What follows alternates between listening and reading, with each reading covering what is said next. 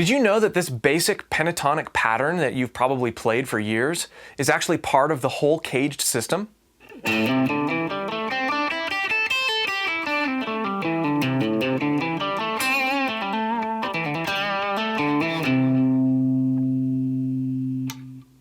Let's take a look at how that pattern actually fits into a bigger picture, utilizing chords, scales, and arpeggios.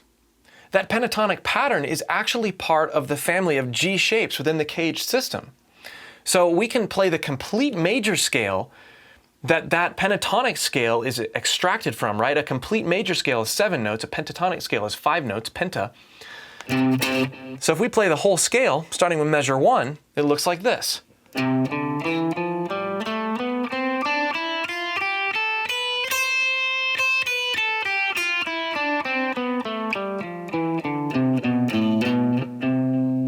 That was measure 1 through 9.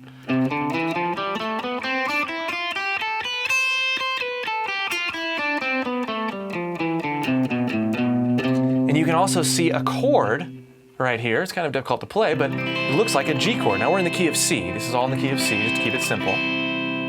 You can see that chord, though. Looks like a G chord. And the scale, they live together. They're in the same area. The chord lies within the scale. So does that pentatonic position. You can kind of see it. Watch. You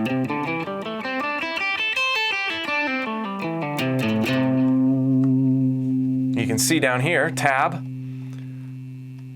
pentatonic, measure 15, chord, scale, chord, pentatonic. And there's more. There's an arpeggio. Look here at measure 11.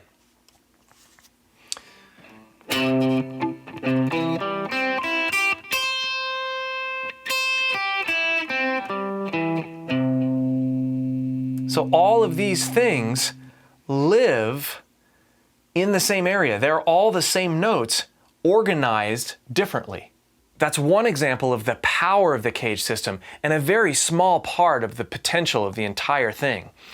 So if you want more, you can come to JamPlay.com and view my 10-week, originally aired as a live course called Fretboard Roadmap Caged Edition, where we go through exactly what we just did on C, A, G, E, and D, and then we look at how to combine all of the different families of shapes for maximum creativity. We actually work a lot with arranging. We work with different backing tracks, and we build part upon part utilizing all of these different things. So hope to see you there at jamplay.com for Fretboard Roadmap Caged Edition.